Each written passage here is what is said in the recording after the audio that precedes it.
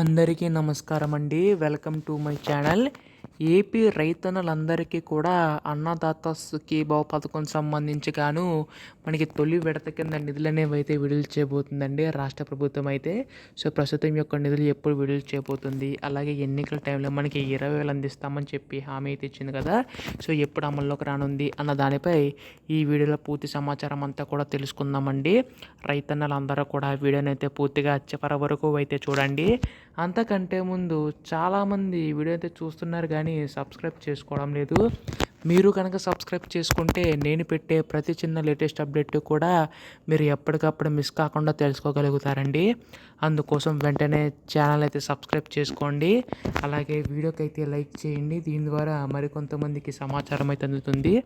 ఇంకా ఆలస్యం చేయకుండా వీడియోలోకి అయితే వెళ్ళిపోదాం.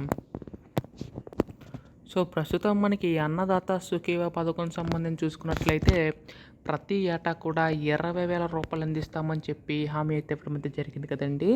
అయితే ఇక్కడ మనకి గతంలో కూడా 13,500 రూపాయల చొప్పున ఇచ్చేవారు. అయితే అందులో రాష్ట్ర ప్రభుత్వం తరపున చూసుకున్నట్లయితే మనకి 7,500 రూపాయలు, అలాగే కేంద్ర ప్రభుత్వం తరపున 6,000 రూపాయల చొప్పున అందించేది. అయితే ప్రస్తుతం మనకి ఈ 20,000లో కూడా 6,000 రూపాయలు కేంద్ర ప్రభుత్వం తరపున, రాష్ట్ర ప్రభుత్వం తరపున 14,000 రూపాయల చొప్పున అయితే అందించనుందండి.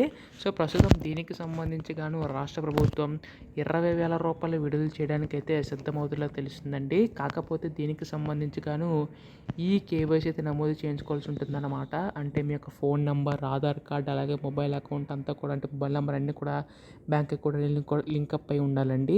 ఇలా ఎవరికైతే లింకప్ అయి ఉంటుందో వారికి మాత్రమే డబ్బులు జమ చేసే అవకాశం ఉందండి రాష్ట్ర ప్రభుత్వం అయితే. సో దీనికి సంబంధించి రాష్ట్ర ప్రభుత్వం నిధులు అయితే విడుదల చేయబోతుందండి. అయితే ఇక్కడ మనకి ముఖ్యంగా చూసుకున్నట్లయితే కొన్ని షరతులు కూడా ఉన్నాయన్నమాట. ఈ యొక్క 14,000 సంబంధించి మనకి 4 వీలర్ వెహికల్ ఉంటే వారికి అయితే రాదండి. గవర్నమెంట్ ఎంప్లాయీ ఉంటే వారికి కూడా రాదనమాట. ఇలా కొన్ని షరతులు అనేవి అయితే ఉన్నాయండి. దీనివల్ల మనకి అర్హులకు మాత్రమే ఈ యొక్క పెన్షన్ అయితే లైక్ ఈ యొక్క అన్నదాత సుఖీభావ పథకం సంబంధించే అవకాశం ఉందండి. దీనిపై కూడా మనకి త్వరలో జరగబోయే క్యాబినెట్ మీటింగ్లో కూడా మనకి నిధులు అనేవి అయితే విడుదల చేసే అవకాశం ఉందండి. ఇటువంటి లేటెస్ట్ అప్డేట్స్ అన్నీ కూడా మిస్ కాకుండా తెలుసుకోవాలనుకుంటే మాత్రం దయచేసి వెంటనే ఛానల్ అయితే సబ్స్క్రైబ్ చేసుకోండి మిత్రులారా. ధన్యవాదములు. జై హింద్.